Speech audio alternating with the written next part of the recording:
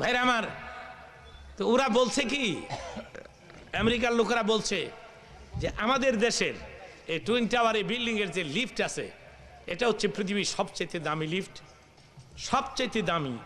তো আমেরিকার একটা বক্তৃতায় এ কথা আমি ওখানে গিয়ে শুনছি, শোনার পরে আমেরিকার একটা বক্তৃতায় আমি বললাম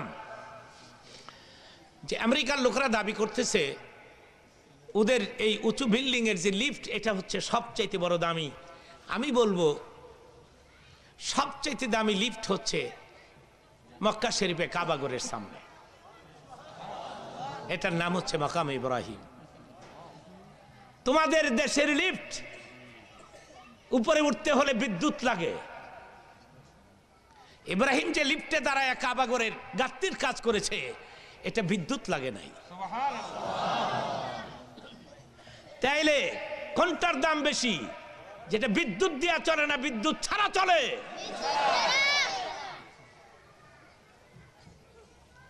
এটা হচ্ছে মাকাম ইব্রাহিম।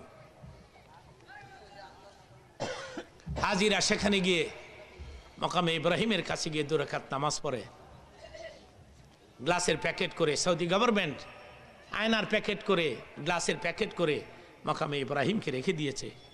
কিনারে গিয়ে ভেতরে তাকাইলে দেখা যায় সে পাথর, সেই পাথরে যে ইব্রাহিম দ্বারা কাবাগরের গাঁথনির কাজ করেছে, ইব্রাহিমের পায়ের দাগ, পায়ের চিহ্ন। নবী মানুষ তো, পাথরে যখন দাঁড়াইছে নবীর ভয়ে পাথর নরম হয়ে গেছে, ইব্রাহিমের ভয়ে, ইব্রাহিমের পদভারে পায়ের দাগ। সেই পাথর আজও সাক্ষী দেয় যে আমার পেটে দ্বারা ইব্রাহিম কাবাগরের গাঁথনির কাজ কমপ্লিট করেছে। পাথরে দাঁড়াইলেই ওনারে পাথর উপরে তুলতেন, পাথরে দাঁড়ায় গাঁথনির কাজ করে। পোলায় পাথরেই না দেয়, ইব্রাহিম গাঁথনির কাজ করে। পাথর ইব্রাহিমের কথা শুনতো, তিনি বলতেন একটু নামতো, একটু উঠতো, একটু ডাইনে যাইতো, একটু বামে আইতো, চিল্লায় বলেন সুবহানাল্লাহ।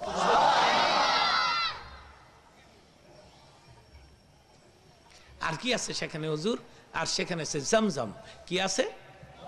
জমজম, জমজম কু। আমার ভাইরাম, আমি ওখানকার পুলিশকে বলেছিলাম জমজম কতটুকুন গভীর হবে। পুলিশেরা বলেছে গভীর হবে 4 থেকে 5 ফুটের মতো, প্রস্থ হবে 1.5 ফুটের মতো, 1.5 থেকে 2 ফুটের মতো প্রস্থ।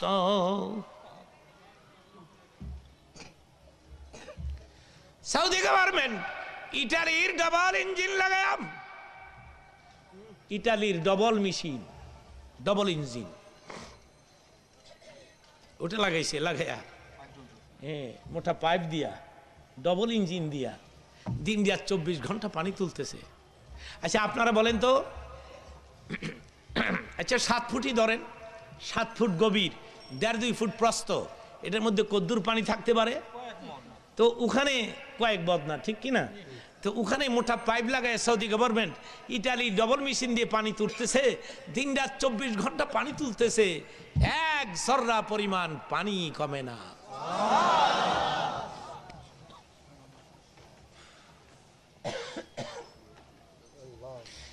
আমার ভাইয়েরা, জমজম দাঁড়ায় পান করতে হয়, দুনিয়ার সমস্ত পানি বসে পান করতে হয়, জমজম তার উল্টা, জমজম দাঁড়ায় পান করতে হয়।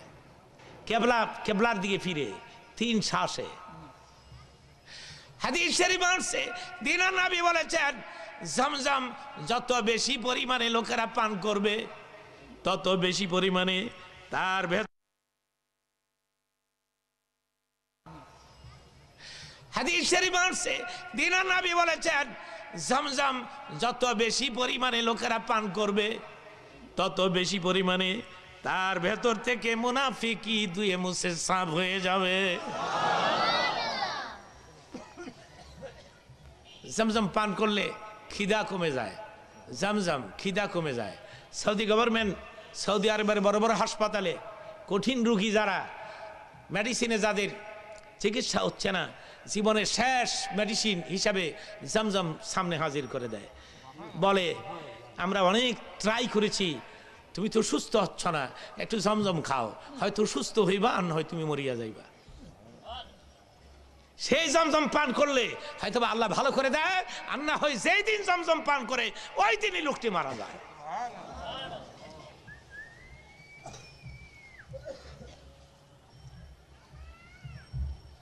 আমার ভাইরা, সেই জমজমের ছোট্ট একটা ইতিহাস আছে, আমি ছোট্ট করে বলি। এই সেই কাবাগর, তখন তো কাবাগর ছিল না। নূহ আলাইহিস সালামের যুগের তুফানে, পানির বন্যায়, পানির প্লাবনে আপনার কাবাগরের উপরের অংশ ধ্বংস হয়ে যায়।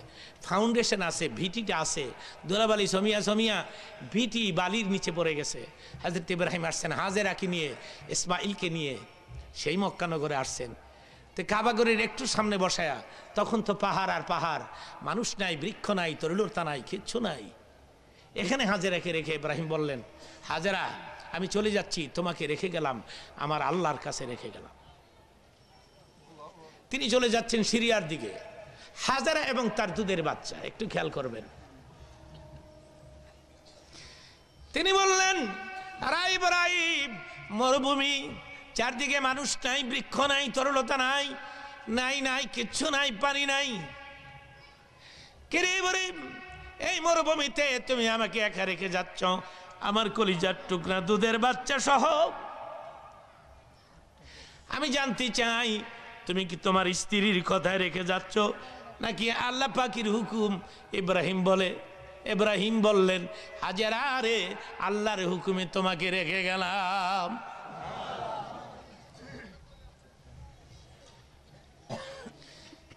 ইব্রাহিম, আল্লাহ যদি হুকুম করে থাকে তাহলে তুমি যাও, যেতে পারো।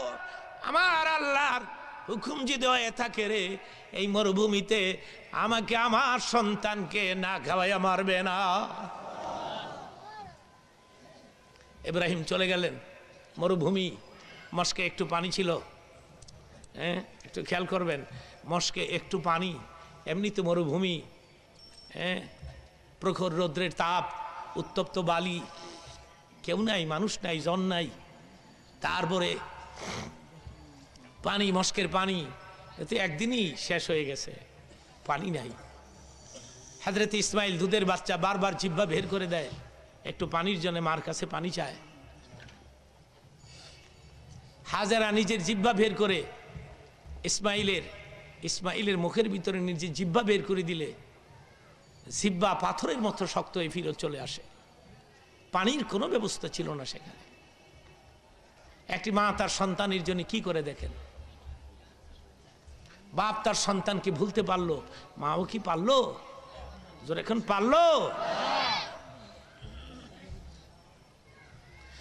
যুবক ভাইরা আমার, সেই জন্য আমার আল্লাহ বলেছেন, আল জান্নাতু তাহতা আকদামি উম্মাহাতিকুম, জান্নাত মায়ের পায়ের নিচে, মায়ের পায়ের নিচে, মায়ের পায়ের। তিনবার মার কথা বলেছে। চতুর্থবারে একবার বলেছে জান্নাত তোমার পিতার পায়ের নিচে। পিতার কথা কয়বার? মার কথা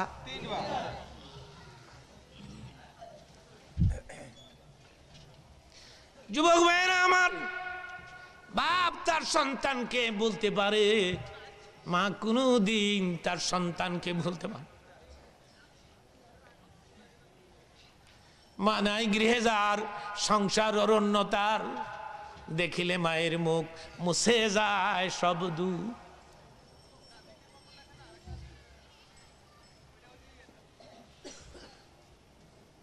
আমার মা থাকতে, আমার মা নাই, আমার আব্বাও নাই, আমার মা থাকতে ওয়াজ করে আমি কোথাও থাকতাম না। রাত 1:30, 2:00, 3টা হয়ে যেত, বাসায় এসে দেখতাম আমার স্ত্রী ঘুমায়, ছেলেমেয়েরা ঘুমায়, আমার মা তখনও ঘুমায় নাই। এটা আমার জীবনের সত্য কথা শোনাচ্ছি। আমি দেখতাম মা ঘুমায় নাই। মাঝে মধ্যে আমি বলতাম, কি হয়েছে, রাত এখন কটা বাজে, ঘুমাও নাই কেন? আমার মা বলতেন, ঘড়ি দেখি তুই বল কটা বাজে।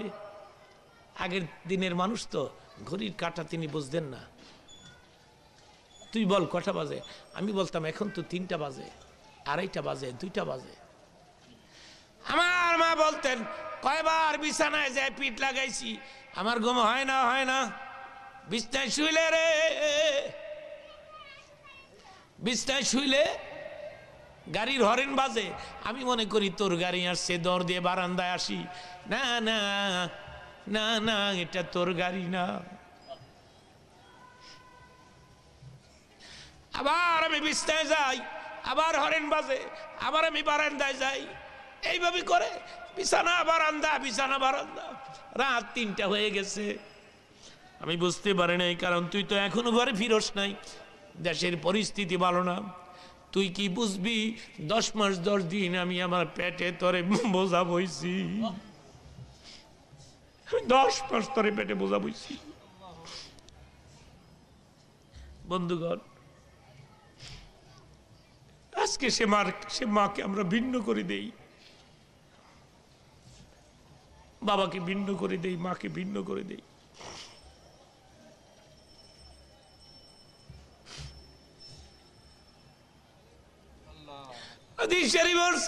নিজের সন্তান যখন মার কথা মনে করে কান্দে, সঙ্গে সঙ্গে আল্লাহ রাব্বুল আলামিন মা বাবার কবরের আযাব মাফ করে দেয়।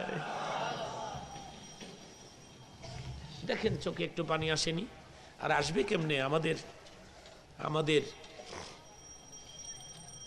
চোখ যে শক্ত হয়ে গেছে, পাথরের মতো শক্ত হয়ে গেছে, পানি যে আসতে চায় না।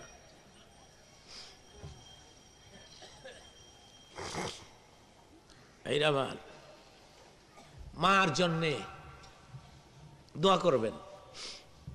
বসে থাকেন, কিছুক্ষণের মধ্যে আমি হাত তুলব।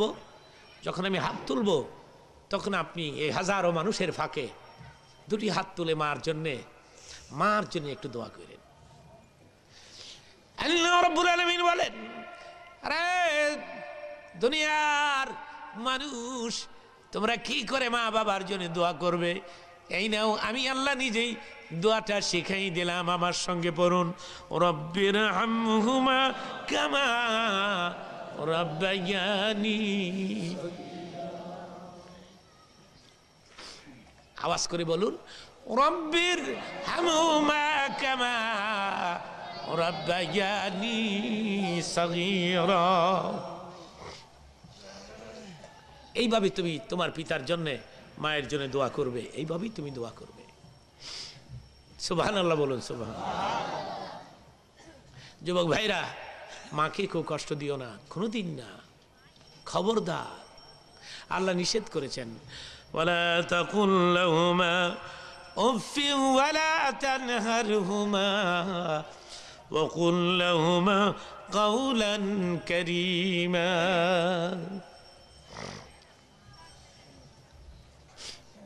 আল্লাহ কইছে পিতা মাতার সামনে ঝেরকি দিয়ে কথা কইও না, জোরে কোন সুবহানাল্লাহ। ওয়া কুল লাহুমা কাওলান কারীমা কাওলান সাদীদা। আল্লাহ কইছে মিষ্টি মিষ্টি কথা বলবে, নরম আওয়াজে কথা বলবে, চিল্লায়া মা বাবার সঙ্গে কথা বলবেন না। যদি চিৎকার মেরে ধমক দিয়ে কথা বলেন, তাহলে আপনার গোটা জীবনের সমস্ত আমল বরবাদ হয়ে যাবে।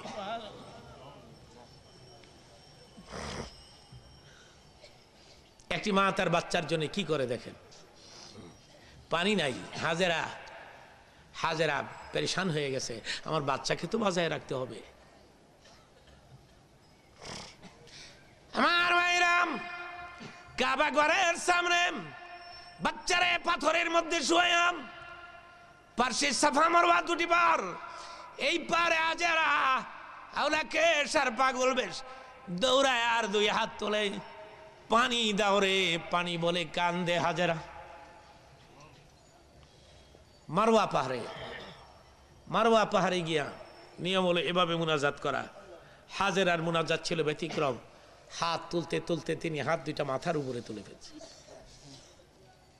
আওলা কেশ, পাগল ভেশ, এইভাবে হাত তুলে হাজেরা বাচ্চার জন্য পানি ভিক্ষা চায় আল্লাহর কাছে। আল্লাহ রে, তোমার ইব্রাহিম বলে গেছে, তোমার হুকুমে রেখে গেছে এই মরুভূমি, মানুষ নাই, বৃক্ষ তরুলতা নাই, পানি নাই। কিছুই তো নাই গো আল্লাহ। তোমার ইব্রাহিম বলে গেছে তোমার হুকুমে রেখে গেছে আমাকে এই মরুভূমিতে, আমার কলজার টুকরা পানির অভাবে যদি মরিয়া যায় কারে বুক লইয়া আমি সময় কাটাবো? আল্লাহ গো, কার মুখ দেখে পৃথিবীতে বেঁচে থাকবো? আল্লাহ রে, আমি তোমার জান্নাত চাই না, জাহান্নামও চাই না, পানি দাও পানি। আমার কলিজার টুকরা পানির অভাবে মরে গেলে আমিও মরে যাব, পানি দাও রে পানি। হাজেরা পানি পানি বলে যখন কাঁদে, আল্লাহ বলেন হাজেরা রে, মারোয়া পাহাড়ে দাঁড়া, পানি পানি করে চিৎকার মেরে কাঁদলে ফায়দা হবে না। আমি তোমার মুনাজাত কবুল করেছি, আর আমার শিশু ইসমাইলের খাতিরে যাইয়া দেখো পায়ের নিচে পানির নহর জারি করেছি। মারহাবা বলেন।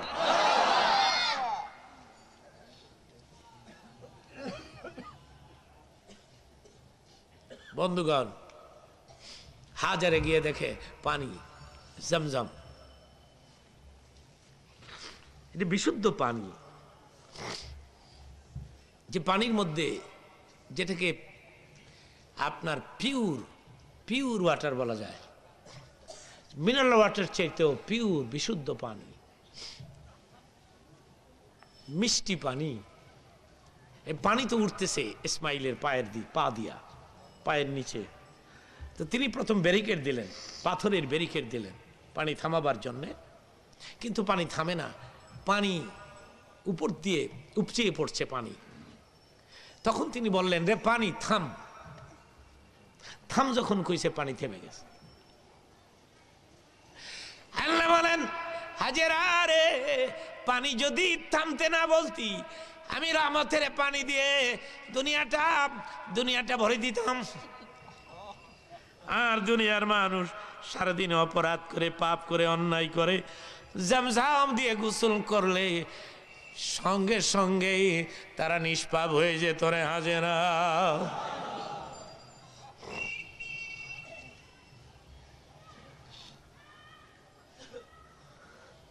সেখানে জমজম, সেখানে মাকাম ইব্রাহিম, সেখানে হাজরে আসওয়াদ, আর কি আছে হুজুর, সেখানে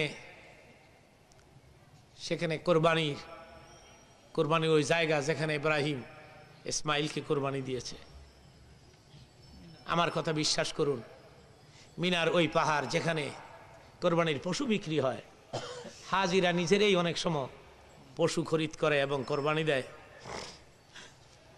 ওখানে গেলে একটু চক্ষু বন্ধ করলে, একটু মোরাকাবায় আসলে, আমি আবার বলছি, একটু চক্ষু বন্ধ করলে, একটু মোরাকাবায় আসলে দেখা যায় ইব্রাহিম এখনো ইসমাইলকে জবাই করতেছে।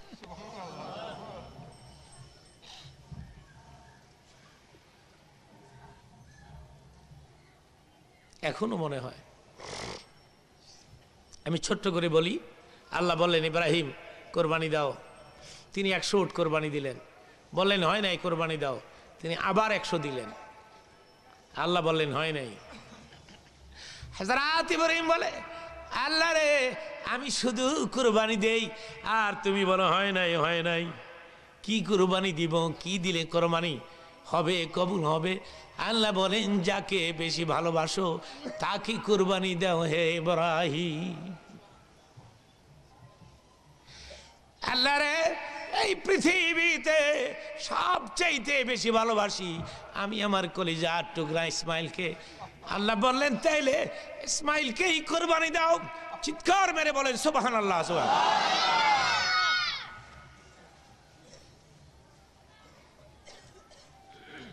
মক্কানগরে থাকে হাজেরা, তার পোলারে লইয়া, বয়স 12 বছর। কয় বছর? ওই যে হাজেরা ইসমাইলকে রেখে চলে গেছে, ইব্রাহিম আর আসে না। 12 বছর পর স্বপ্নে দেখছে ইসমাইলকে কোরবানি দিছে, স্বপ্নে দেখছে ইসমাইলকে কোরবানি দিছে। কোরবানি যখন দিছে, তো ঘুম থেকে উঠা স্ত্রীর ডাক দিছে, বড় বিবি রে, সারারে, বেগম বিবি, আমি স্বপ্নে দেখছি ইসমাইলকে কুরবানি দিছি, তো তুমি যদি পারমিশন দাও মক্কা নগরে গিয়া কুরবানির কাজটা সেরে আসি। বড় বিবির নাম সারা। বড় বিবি কয় শুভ কাজ দেরি করতে নাই, তাড়াতাড়ি যাও কুরবানির কাজটা সাইরে গা। নিজের পোলা তো না, পোলা তো আরেক বেডির। তিনার সন্তান হলে তিনি তাড়াতাড়ি এই সিদ্ধান্ত নিতে পারতেন না। ইব্রাহিম আসছে মক্কা নগরে, এসে বলছে ইসমাইল কই? কে আছে? খবর দাও, একটু গোসল দিয়া দাও, নতুন কোনো কাপড় থাকলে গায়ে পরায় দাও, গোসল দিয়া দাও। হাজেরা রে, তোমার সন্তানকে নিয়ে আমি যাব বিরাট বড় ধনির বাড়িতে দাওয়াত খাইতে। আমার ভাইরাম, আপনারা প্রশ্ন করতে পারেন মনে সাহেব নবী মানুষ মিথ্যা কথা বলেছেন। মিথ্যা নয়, তিনি বলেছেন বিরাট বড় ধনির বাড়িতে যাব রে হাজেরা, তোর পোলারে সাথে করে যাব, সেই ধনী হয়েছে আমার আল্লাহ। আল্লাহু গানিউন ওয়া আনতুমুল ফুকারা, আল্লাহ হয়েছেন সবচেয়ে বড় ধনী, আল্লাহর সামনে আমরা ফকির। এখন আল্লাহর সামনে আমরা কি?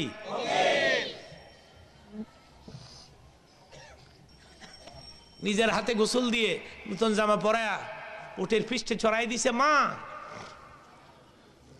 তিনি বললেন ইব্রাহিম রে, তুমি তোমার ছেলেকে নিয়ে যাবে, যাও, আমি কেন বাধা দিব? তবে ইব্রাহিম, সন্ধ্যার আগে আগে আমার সন্তান আমার বুকের মাঝে ফেরত দিয়ে দিও, কারণ ইসমাইলকে বুকে না নিলে আমার ঘুম হয় না। সন্ধ্যার আগে আগে আমার পোলারে ফেরত দিতে হবে। এই 12 বছর কাটাইছি আমি আমার পোলার মুখ দেখে। ইব্রাহিম, তোমাকে ভুলে যাওয়া, তোমাকে ভুলিয়া থাকা আমার পক্ষে সম্ভব হতো না। আমি হয়তো বা আত্মহত্যা করতাম, পাগলের মতো সিরিয়াতে ছুটে যেতাম তোমাকে দেখার জন্যে। বেঁচে আছি শুধু সন্তানের মুখ দেখে 12টি বছর একটানা। সন্ধ্যার আগে আমার পোলা আমার কাছে ফিরত এনে দিবে। ইব্রাহিম ইসমাইলকে নিয়ে রওনা হলেন উটের পৃষ্ঠে চড়ে। মিনার ওই পাহাড় যেখানে হাজিরা কোরবানি দেয়, সেই পাহাড়ের কাছে গিয়ে উটটারে বসাই দিলে, ইসমাইলকে কোলে করে নিলে। ইসমাইল বলে কি গো বাবা, তুমি আমাকে মায়েরে কইছো বিরাট বড় ধনির বাড়িতে দাওয়াত খাইতে নিয়ে যাচ্ছ, আর আমাকে নিয়ে আসছো পাহাড়ের পাশে। তুমি আমার মায়েরে কইছো দাওয়াত খাইতে লয়ে যাবে ধনির বাড়ি। আমার মায়ের নাম হযরত ইব্রাহিম বলে, তুই কি মনে করিস আমি মিথ্যা কথা বলেছি? না না, আমি বলেছি বিরাট বড় ধনী ইসমাইলি রে, সেই ধনী আমার আল্লাহ। আল্লাহ? হ্যাঁ, তো ধনী আল্লাহ, আমাকে এখানে কেন আনছ? তোর মার কাছে কই নাই? তোর মার কাছে কইলে তোর মা দিত না, আমি জানি। তোর মা দিবে না, এই জন্য তোর মার কাছে গোপন করছি। ইয়া বুনাইয়া ইন্নী আরা ফিল মানামি আন্নী আযবাহুকা ফানসুর মাযা তারা। স্বপ্নে দেখছি আল্লাহর নামে তোরে কোরবানি দিছি, আল্লাহর নামে তোরে কোরবানি দিছি, স্বপ্নে দেখছি। ফানজুর মাজা তারা, এখন তুই কি করস? তোর মার কাছে কই নাই। 12 বছরের ছেলে উত্তর দেয় কি শোনেন? এ ছেলে কয় কি শোনেন?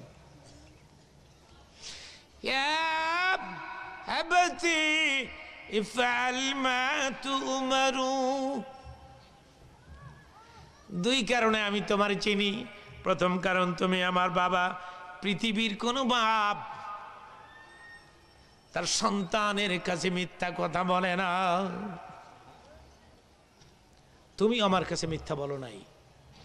আল্লাহ যদি আমাকে চয়েস করে থাকে আর কোরবানি দিয়ে থাকো, তাহলে ঠিকই দিয়েছ।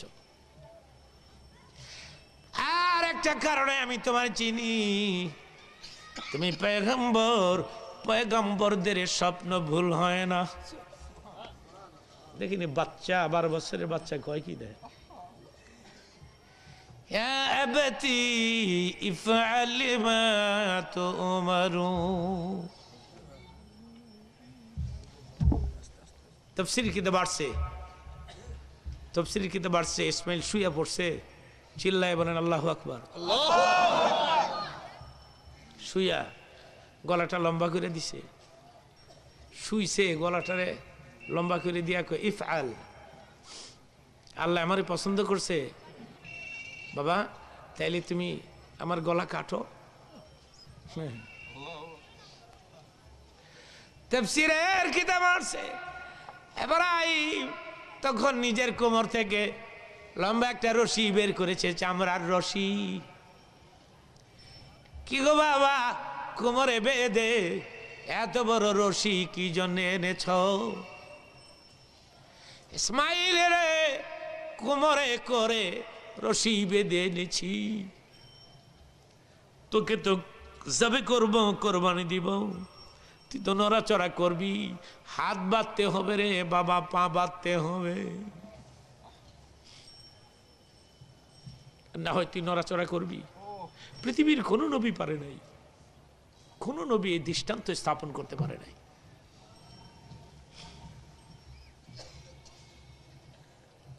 ইসমাইল বলে কি গো বাবা, আমার একটা প্রশ্নের উত্তর দেবে, বল জলদি। কোরবানি হওয়ার পরে আমার লাশ কোথায় পড়ে থাকবে? ইব্রাহিম বললেন এই জায়গায় পড়ে থাকবে, এখানেই রে ইসমাইল তোর কবর হবে। আমার মার কাছে কি বলবে না তুমি যে আমাকে জবে করেছ? বলবো, আগে বলি নাই তোর মা দিবে না, যাওয়ার সময় বলে যাবো হাজেরা রে তোর পোলারে মিনাতে কোরবানি দিছি, তুই গিয়া তোর পোলার লাশ দেখায়, মায়েরে কইবা তাইলে গো বাবা আমার হাত পা বাঁধিও না। দেখেন কত বুদ্ধি রাখে। কেন রে ইসমাইল, তুমি যখন আমার মার কাছে বলবে হাজেরা রে তোর পোলারে মিনায় কোরবানি দিছি, এই সংবাদ শুনলে আমার মা পাগল হয়ে যাবে, মিনার দিকে দৌড় দিবে আর বলবে ইব্রাহিম রে এটা তুমি কি কি করেছ, এটা বলবে। এই ঘটনা যে কত হৃদয় বিদারক ঘটনা।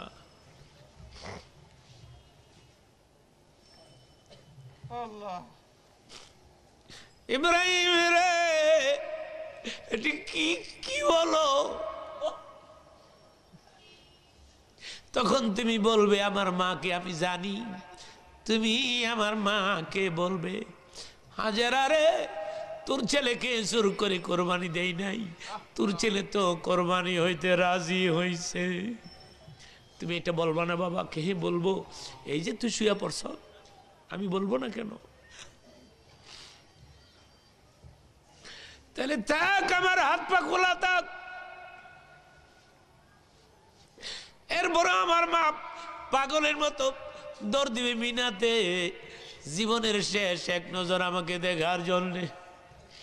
আর সে যদি দেখে গো বাবা আমার হাত পাও বাঁধা, আমার মা তোমাকে ধরে ফেলবে, বলবে ইব্রাহিম রে তুমি কইছো আমার পোলা কোরবানি হইতে রাজি হইছে, রাজি যদি হয়ে থাকে রে হাত বাঁধছো কে, পাও পাও বাঁধছো কে?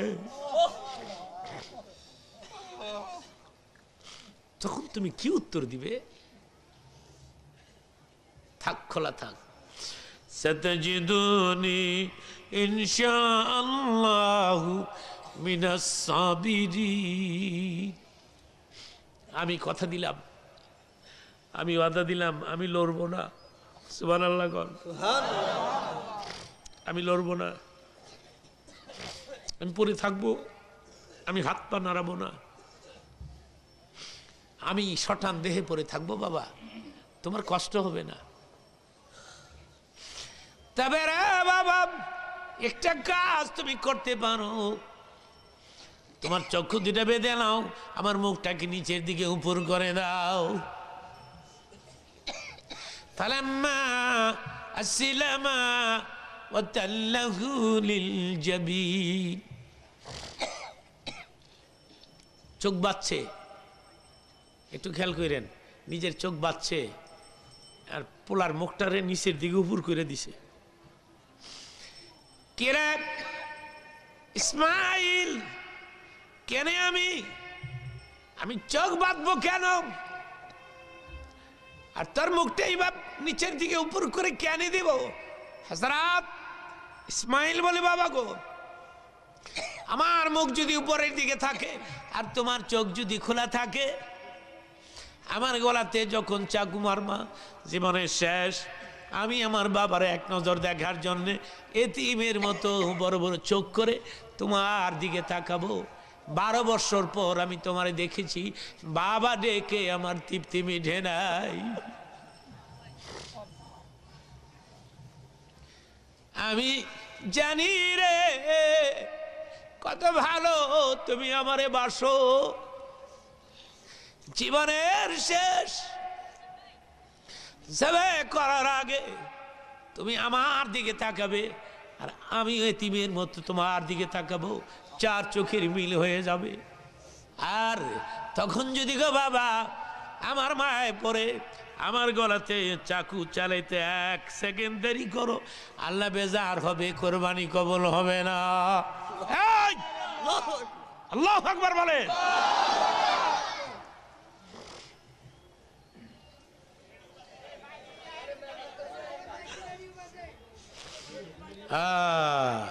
সুবহানাল্লাহ, আলহামদুলিল্লাহ, লা ইলাহা, জোরে জোরে সুবহানাল্লাহ।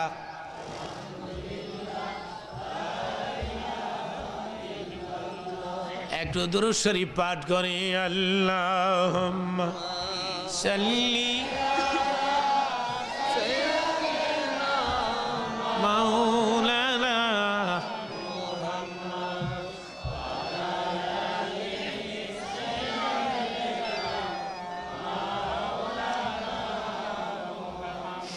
আরো জোরে আল্লাহুম্মা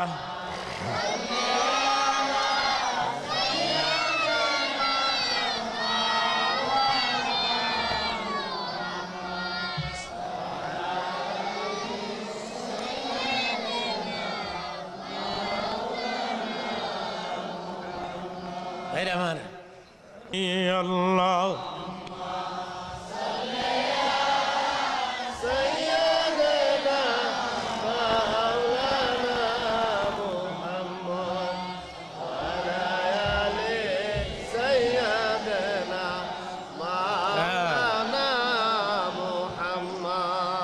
আমরা বলি মাশাআল্লাহ, মাশাআল্লাহ, আমরা বলি আলহামদুলিল্লাহ। এইবার চোখ বাঁধছে, নিজের পোলার মুখটারে উপর করে দিয়ে চাকু হাতে যখন নিচে ইব্রাহিম, আল্লাহ পাক আকাশের সমস্ত ফেরেশতাদেরকে ডেকে বলছে, মিনার দিকে তাকাও, দেখো আমার ইব্রাহিম করে কি। এটা আমার মায়েরাম, চাকু ঢুকে না গলায়, ঢুকে না, গলা কাটে না। তিনি বললেন, কিরে চাকু, তোরে দিয়ে জীবন ভর কত জানোয়ার যাবে করেছি, ইসমাইলের গলা কেন কাটিস না? চাকু উত্তর দেয়, ইব্রাহিম, আল্লাহ পাক আমাকে নিষেধ করেছে।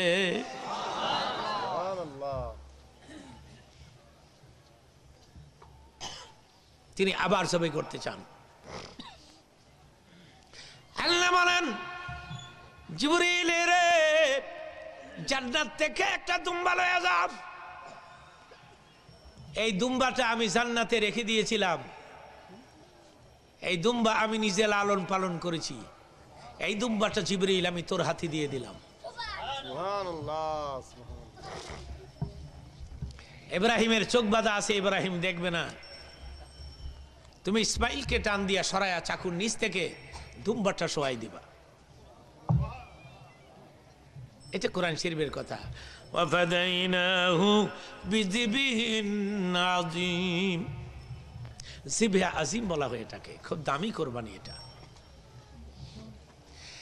আমার ভাইরাম,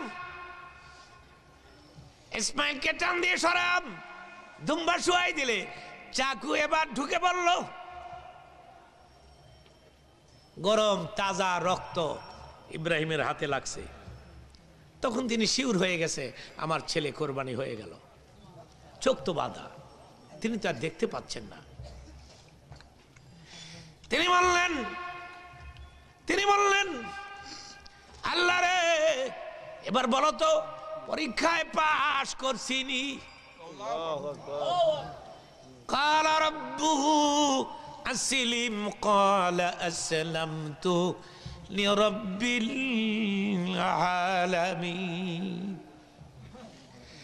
يا إبراهيم قد صدقت الرؤيا ইব্রাহিম কুরবানি কবুল হয়ে গেছে। চিল্লায় বলেন আল্লাহু আকবার, আরো জোরে বলেন আল্লাহু আকবার। তুমি চক্ষু খোলো, চক্ষু খুলে দেখে দুম্বা জবাই হয়ে পড়ে আছে, ইসমাইল ডান পাশে দাঁড়ায় রয়েছে। কি গো আল্লাহ, আমি তো ইসমাইলকে কোরবানি দিয়েছি। আল্লাহ বলেন ইব্রাহিম রে, দুই কারণে ইসমাইলকে ফেরত দিয়ে দিলাম। কয় কারণে? নাম্বার ওয়ান, ইব্রাহিম যদি যাবে হয়ে যায়, কিয়ামত পর্যন্ত, ইসমাইল যদি যাবে হয়ে যায়, কিয়ামত পর্যন্ত প্রতি বৎসর নিজের পিতাকে নিজের সন্তান হিসাবে করতে হবে আমার নামে। এ কারণে ইসমাইলকে ফেরত দিলাম।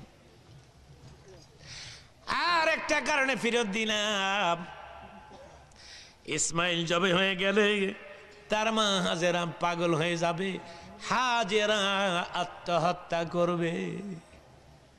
হাজেরা জীবন দিবে, তার মা বাঁচবে না, জীবন দিয়ে দিবে। দুই কারণে আমি ইসমাইলকে ফেরত দিয়ে দিলাম। আর এই দুম্বাটা আমি জান্নাত থেকে পাঠাইলাম। আল্লাহ রে, তাহলে ইসমাইলকে তার মার কাছে পৌঁছেই দেই। আল্লাহ বলেন আরে ইব্রাহিম একটু দাঁড়াও, তুমি যখন নিজের কলিজার টুকরা ইসমাইলকে আমার নামে কোরবানি দিতে পারলাম, আমি আল্লাহ তোমাকে শূন্য হাতে ছেড়ে দিতে পারি না। এতদিন ছিলে তুমি শুধু ইব্রাহিম, আজকের থেকে আমি আল্লাহ রাব্বুল আলামিন তোমার নামের পেছনে খলিলুল্লাহ ডিগ্রিটা লাগাই দিলাম। তুমি আজ থেকে আমার খলিল, তুমি আমার খলিল। সুবহানাল্লাহ বলেন। ইব্রাহিম রে, আর একটা কাজ করো। কি কাজ করব? কোমরে বেঁধে রশি এনেছো, পোলার হাত পা বেঁধে ইসমাইলকে জবে করবে, ওই রশি দিয়ে দুম্বাটা বাঁধো।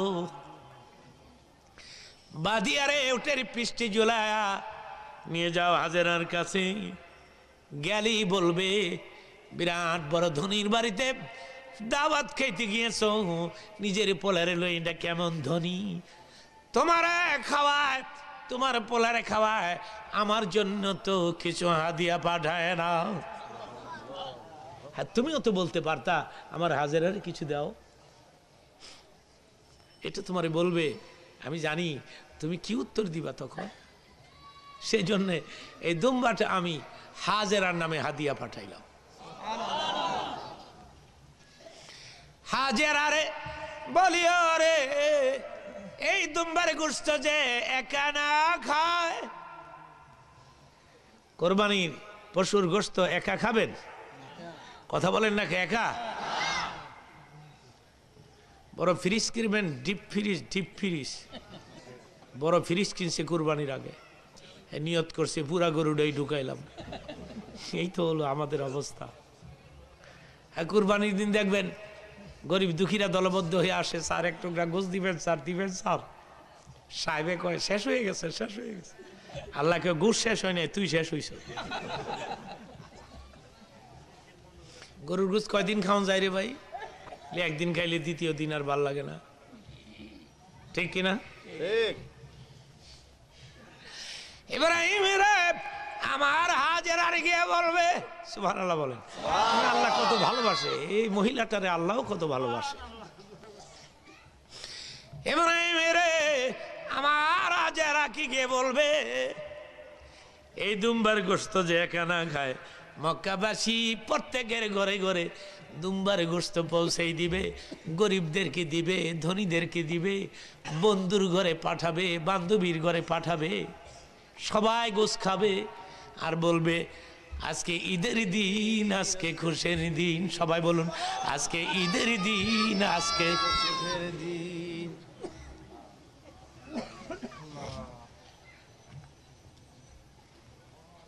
আমার ভাইরা, সেই কখন থেকে আমি শুরু করেছি, ঘন্টা দুয়েকের কাছাকাছি হয়ে গেল। আমি আজকে আমার বক্তব্য আপনাদের সামনে রেখেছি।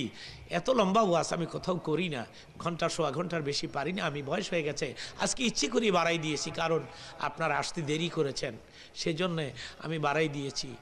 এবার যে কথাটা আমি বলবো সেটা হলো, এই কাবাঘর বানাবার পরে কিছু পাথর বেশি হয়ে গেল, কিছু পাথরের কণা বেশি হয়ে গেল, যেগুলো ইসমাইল খুঁড়িয়ে খুঁড়িয়ে এনেছে, কাবা ঘরের জন্যই এনেছে, কিন্তু এগুলি তো বেশি হয়ে গেল। এবার আমি মনে আল্লাহ গো, কিছু পাথর বেশি হয়ে গেছে, কঙ্কর বেশি হয়ে গেছে, এগুলি আমি কি করব, কোন কাজের মধ্যে আমি লাগাবো? আল্লাহ বলেন ইব্রাহিম রে, এই কঙ্করগুলো আকাশের দিকে, উপরের দিকে ফিকে ফিকে মারতে থাকো। এটা হাদিস শরীফের আলোচনা। এই কঙ্করগুলো, পাথরগুলো তিনি উপরের দিকে মারে, কিন্তু এই যে মারে, একটা পাথর আর ফিরত আসে না, এগুলি চলে যায় উড়িয়া উড়িয়া উড়িয়া উড়িয়া। জোরে কোন সুবহানাল্লাহ। তিনি বললেন আল্লাহ গো, কঙ্কর যায় কোথায়, পাথর যায় কোথায়, কোথায় যায়? একটা পাথরও তো আমার কাছে ফিরত আসে না, গেল কোথায়?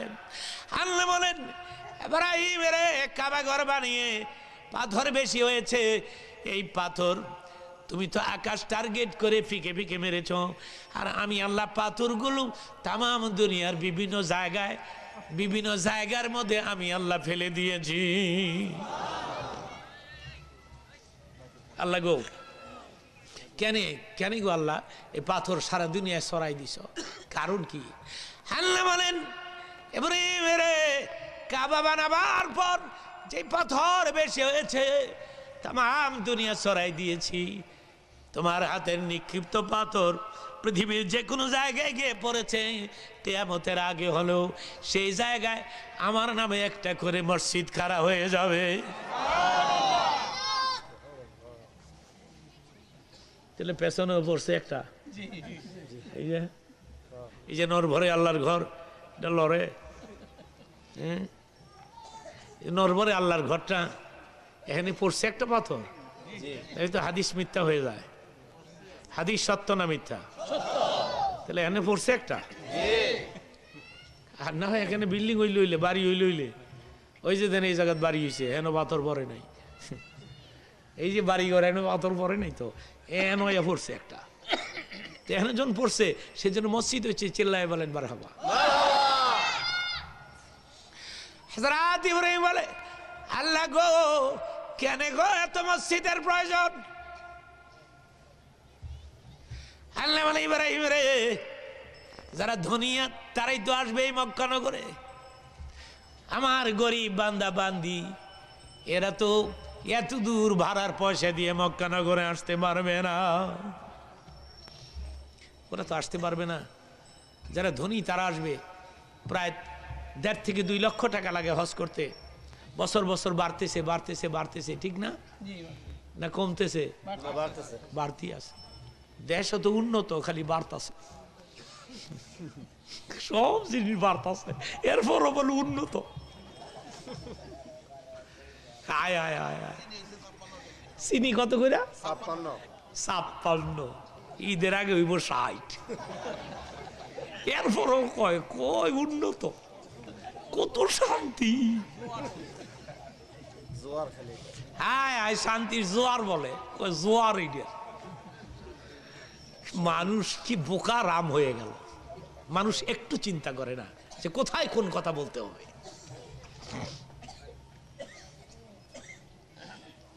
এখন 1.5 থেকে 2 লক্ষ টাকা লাগে হজ করতে। দেখেন এবার দেখেন কি কেলেঙ্কারি ঘটনা। এরপরও হাজি মারা গেল, এয়ারপোর্টে মারা গেল, বিমানের চিন্তায়, বিমানের চিন্তায় এবার হার্ট অ্যাটাক করে মরে গেছে। হ্যাঁ, এরপরও কয় শান্তি। কিসের শান্তি? শান্তি কেউ দিতে পারবে না এদেশে। শান্তি ওদিন হবে যেদিন কমপ্লিটলি কোরআনের আইন প্রতিষ্ঠিত হবে। ঠিক কিনা বলুন? সন্ত্রাস বন্ধ হয়ে যাবে, বোমাবাস থাকবে না, চোর ডাকাত বদমাইশ কি হয়েছে? কোরআনের আইন চালু হয়ে গেছে। মারহাবা বলে। ঘুষখোর এগুলো মাটির নিচে যাইব গা। এখন তো টেবিলের নিচে দেখায় না, এখন উপরে দেখায় ওপেন। আগে নিচে দেখাইতো, ওখানে কয় দেন বিসমিল্লাহ কইয়া যা দিবেন দিয়া। ঘুষ আর ঘুষ, ঘুষ খেয়ে দেশটারে শেষ করে দিচ্ছে। ঠিক কিনা বলে? কদিন আগে সিঙ্গাপুরে আমার একটা প্রোগ্রাম ছিল, একটা সিঙ্গাপুরে একটা মিলাদুন্নবী কনফারেন্সে গিয়েছিলাম আমি, সিঙ্গাপুর। তো দেখলাম একটা ছোট্ট দেশ, কত সুন্দর। তা আমি এই দেশ দেখে বললাম, যারা আমাকে দাওয়াত করে নিয়ে গেল এদেরই বললাম, আরে এর চাইতে বেশি সুন্দর হতো বাংলাদেশ যদি সুন না থাকতো, ঘুষখোর না থাকতো। ঠিক কিনা? এটাও তো একটা ছোট্ট দেশ, ছোট্ট না? ভারত, ইন্ডিয়া কত বড় দেশ, ইন্ডিয়ার সামনে এটা একটা দেশ হইল? একটা ছোট্ট দেশ। আমরা আমাদের চরিত্র ক্যারেক্টার যদি ভালো হইতো, আমরা যদি ঘুষ না খাইতাম, চুরি না করতাম, বিদেশে পয়সা সাপ্লাই না করতাম, তাহলে এই দেশ দেখতে আসতো পৃথিবীর বিভিন্ন দেশ থেকে মানুষ। কেন আসতো জানেন? এই দেশে নদী আছে, নহর আছে, বৃক্ষ আছে, তরুলতা আছে, গ্যাস আছে, পেট্রোল আছে, বলেন তো কি নাই? হ্যাঁ, বেশি শীত না, বেশি গরমও না। এই দেশ দেখতে আসতো লক্ষ লক্ষ মানুষ। কিন্তু করবোটা কি? যারা এই ক্ষমতায় আসে এরা আইসেই চোর হয়ে যায়, চোর। ঘুষ আর ঘুষ, মন্ত্রী মিনিস্টার শুদ্ধ ঘুষ। এরপরে পুলিশ, পুলিশ কয় বিড়ি ঘুষ দিয়া যা, কিছু না থাকলে বিড়ি দে, কাশেম বিড়ি। পাগল হয়ে গেছে মানুষ। তাহলে কি করে দেশের শান্তি হবে বলে? সুতরাং কোরআনের আইন চালু হলে ঘুষ বন্ধ হয়ে যাবে। মারহাবা বলেন। নারায়ে তাকবীর।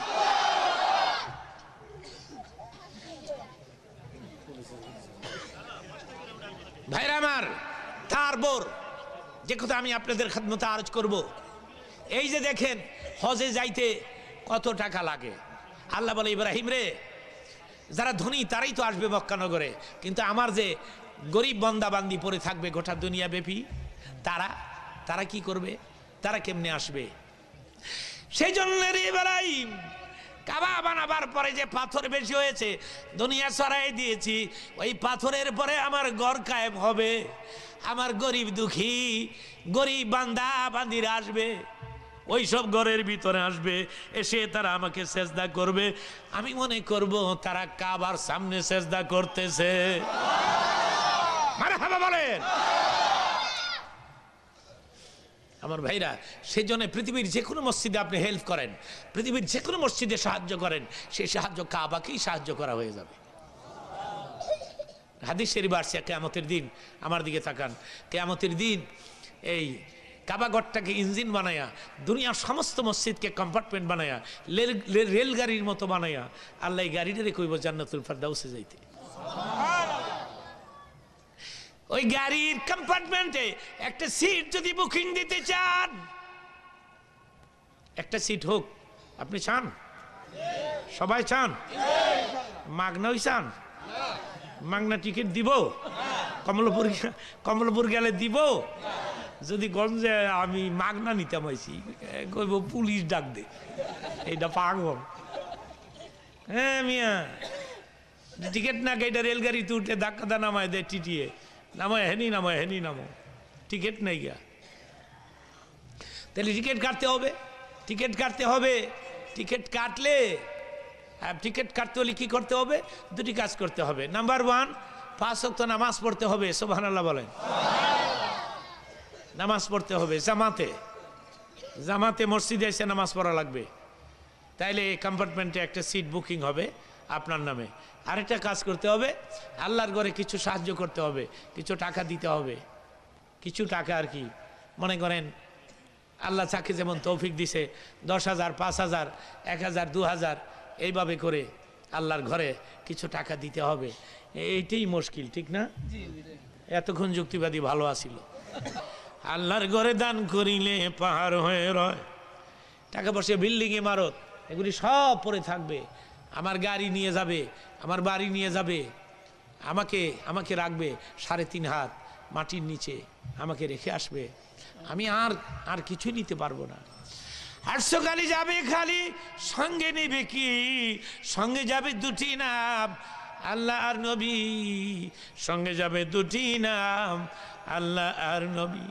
দানকারীর পিতা মাতা সুখে রাইখো কবরে, নূরের টুপি পরাইয়া উঠাই রোজ হাসরে, নূরের টুপি পরাইয়া উঠাই রোজ হাসরে। চিৎকার মেরে বলেন মারহাবা। মহিলা 1000 টাকা দোয়া চেয়ে পাঠিয়েছেন।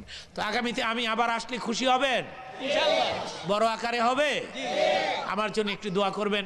আমি অন্তর খুলে, গরিব মানুষ সে থাকবে, তার কাছ থেকে যারা পারেন ওয়াজের ক্যাসেট দিবেন 30 টাকা করে। আল্লাহুম্মা আমিন। রব্বানা যালামনা আনফুসানা ওয়া ইন লাম তাগফির লানা ওয়া তারহামনা লানাকুনান্না মিনাল খাসিরিন। আল্লাহ, 2 ঘন্টার উপরে হয়ে গেল, মানুষগুলো এখানে বসে থাকলো এক জাক মৌমাছির মতো। এরা এখান থেকে আউট হয় নাই, কেউ লড়ে নাই, একটা লোক লড়ে নাই। কালেকশন শুরু হলে মাহফিল ভেঙে যায়, কিন্তু এই মাহফিলটা ভাঙে নাই। এরা বসেই আছে, এরা আমার সঙ্গে মুনাজাত দিয়ে যাবে। এখন আমি গুনাহগার মানুষ, আমার চাইতে বড় অপরাধী পৃথিবীতে নাই। কিন্তু এখানে হাজি আছে, গাজী আছে, বড় বড় আলেম ওলামা আছে, মাসুম ছেলে মেয়েরা আছে। এদের মহাব্বতে আমাদের জীবনের সমস্ত গুনাহ খাতা মাফ করে দাও। তুমি মাফ না করলে কে করবে?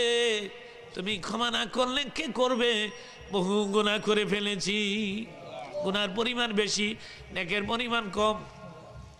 কিয়ামতের দিন আমাদের গলায় আগুনের বেরি লাগাইও না, দুজুকের মধ্যে মোদের ফেলে দিও না।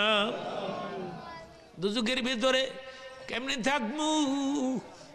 আগুনের ভেতরে।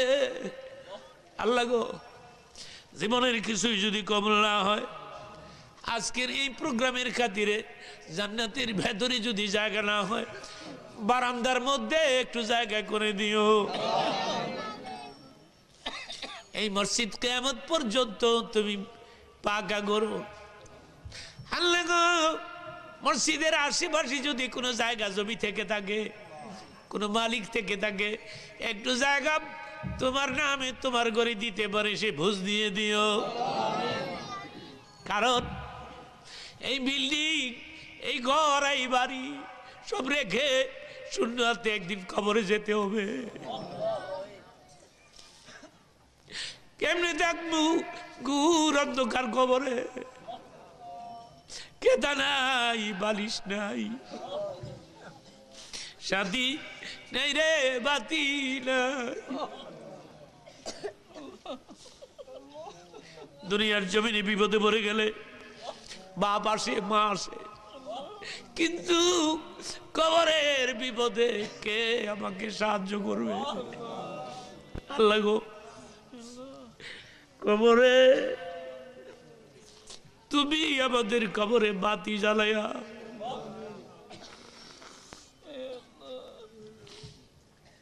কবরে বাতি জ্বালাই দিও। তোমার বন্ধুর কবর থেকে একটা পথ করে দিও। জীবনে কত মুনাজাত করেছি, কোন মুনাজাত কবুল হয়েছে জানি না, এই মুনাজাতটা ফেরত দিও না।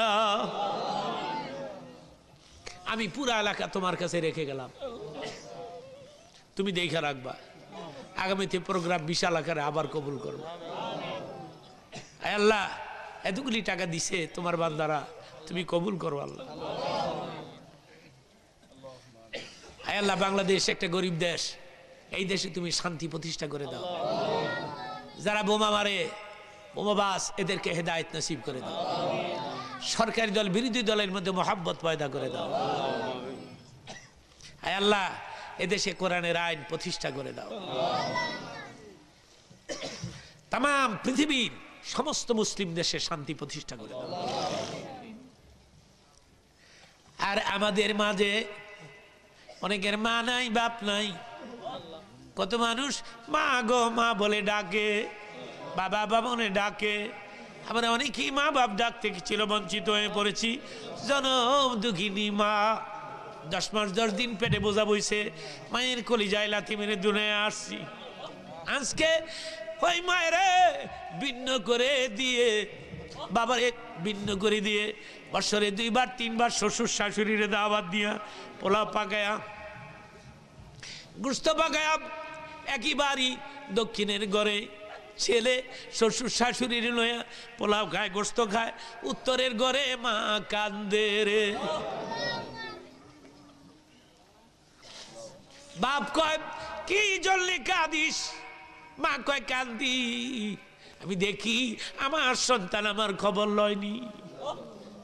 কিন্তু না না, শ্বশুর শাশুড়িকে খাওয়াইয়া নিজে খাইয়া ঘরের পেছনের দরজা দিয়ে বের হয়ে চলে গেছে, ছেলে মার্কেটে চলে গেছে, মায়ের ঘরের দিকে নজর দেয় না।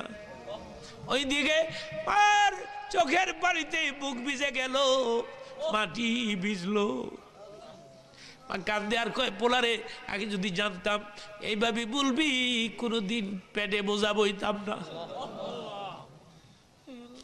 আল্লাহ গো যাদের বাপ্পা আছে হায়াত বৃদ্ধি করে দাও, বাপ্পা নাই এদের তুমি ক্ষমা করে দাও।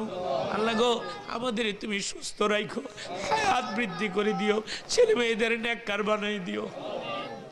যেদিন মরবো রে, যেদিন মরবো, যেদিন মালাকুল মউত পাঠাইবা মুদের নামের টিকিট ইস্যু করবা, ওই দিন তুমি মেহেরবানি করে আমাদের জবানে জারি রেখে দিও লা ইলাহা ইল্লাল্লাহু মুহাম্মাদুর রাসূলুল্লাহ।